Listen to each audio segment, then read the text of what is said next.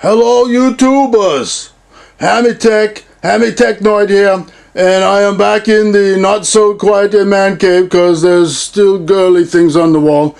But like I said in the last video, I've taken over this room and it's got wall-to-wall stereo equipment on that side of the room. So I've got playing music times that I come in here and turn it up real loud, and it's nothing nobody can say about it because it's my house and I'm by myself and I'm loud when I get loud.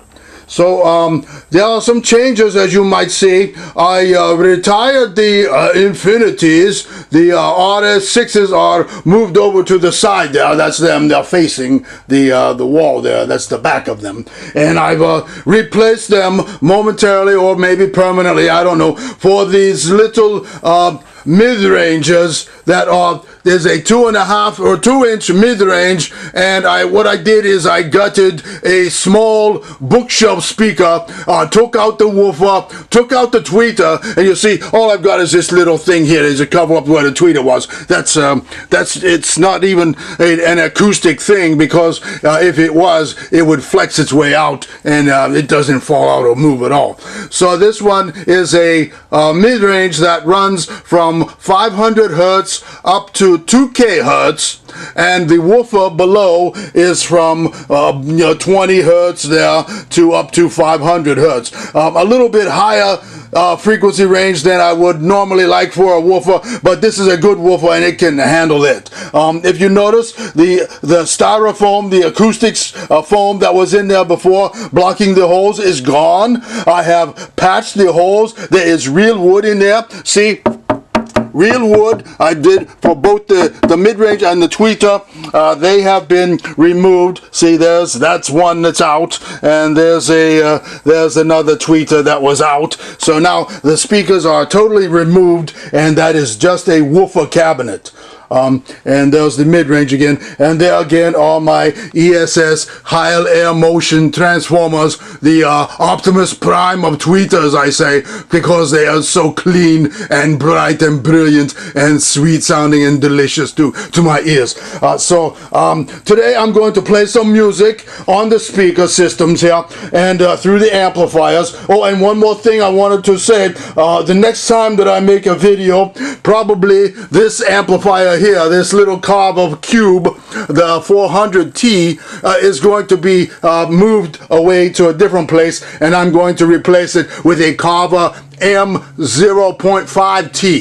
I bought one on eBay and it's on its way. So when I get it, I will hook it up and it will be powering the ESS Heil Air Motions like this one is also. But it will be a more of a lengthy rack mount unit like the 1.0T is there. So yeah, that will be moved to some other stereo in the house. I don't know yet, but that's what it will do.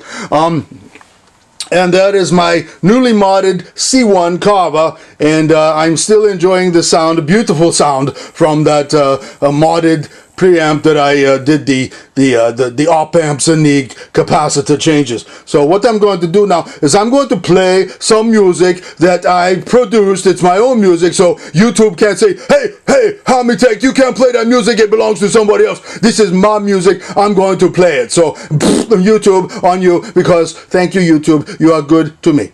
Okay, so here we go. I'm playing the music.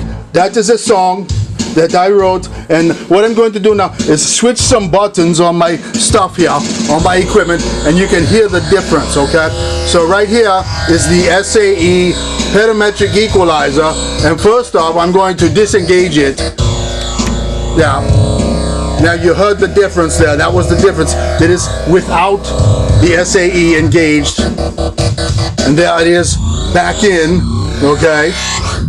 And the SAE is also in conjunction with the DBX 2020. They are both working at the same time to equalize.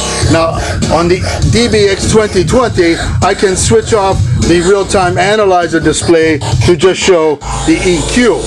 And that is the EQ position for this particular situation. And I can change that by changing a memory button. And you'll see the EQ will slightly change. It has different settings for each memory that I'm changing, and then there's a flat setting for no EQ at all. But this one here, where I had it on number 2, is the one that I recently set up, and I'm listening to it in that one. So and then I've got other buttons on the C1, like I can disable the subharmonic by pressing this button. That takes out the EQ and the subharmonic, or does it? I'm not sure. Let's see. There, I think that one took out the subharmonic. But anyway, yeah, there we go. We press both buttons and we get everything back together. Now that is the EQ situation there for the external processor button on the C1, and it's finding it hard to watch and press buttons at the same time while I'm recording. But you heard the change there, okay? And also I have the bass cranked up pretty good, so when the bass kicks in, I really want to feel it, you know. So I turn the bass back up to about there. It's about, I don't know, 230. The trebles I keep flat. But now what we really run into the difference in the sound is when I'm playing my active crossovers. The active crossovers, they send the signal out to each different amp. So I've got the M1.0T, I've got the Crown XLS 2500, and I've got the Carver 400T, M400T. So each one has its own set of frequencies that it takes care of. The Crown takes care of the bass from 20 to 500 hertz. The Carver 1.0T takes care of the mid-range from 500 hertz all the way up to 2 kilohertz, and the M400T takes up to 2 kilohertz up to all the way beyond I can hear. And now what I'm going to do is I'm going to change some of the knobs and dials on the crossover. Well, I'm just going to switch switches. And you see I can disable and mute. And now this sound we are hearing now is only the ESS hiles. That is all that we're listening to. The ESS hiles are the only things. And now I'm going to shut them off. I'm going to press those and mute them. These are the mute switches, okay? That is mute. And now I'm going to unmute the mid-ranges, and that is what we hear from just the mid-ranges atop the woofer there. And it sounds pretty mid-rangey, but no highs, okay? And now I'm going to delete the mid-range, mute those. Now I'm going to just have the bass. The bass that is running from 20 to 500 hertz, that is what we are hearing now. You see, it sounds very muddy. There's no mid-range, no highs, nothing. All we are hearing there is the bass.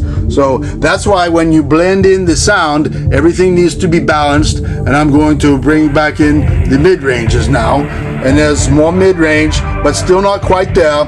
And then you bring in the tweeters, and oh my, yes, the tweeters bring it all together, and you have beautiful, beautiful sounding music. And the power, this is just a small amount of power. You can see the volume control is barely turned up. Yeah, and so this is just a quick run through of what the system can do, and all these knobs on the equalizer. I do not like to change them much, because once you find a sweet spot, you like to leave it, and then, you know, only when you want to play around and mess with, but always return it back to the setting, because that is your best sound, and once you find the sweet spot of your equipment, that's where you like to pretty much keep it there. And so that is it in a nutshell there about what I've done recently with the system. That speaker has its grill on, and this one doesn't have its grill on, so you can see. Now, I hope my camera work hasn't been too nauseating to you, that you made you sick and wanted to barf, because I'm not a professional cameraman, and I'm looking at this little screen while I'm filming, and you know, I got my hand and I'm trying to do things and all that. So please forgive me for that. And don't worry about subscribing. I don't care if you subscribe. If you want to subscribe, that's okay too. It doesn't matter to me. I keep on making videos regardless of people who subscribe. So thank you very much. I will make more videos later, and so long for now.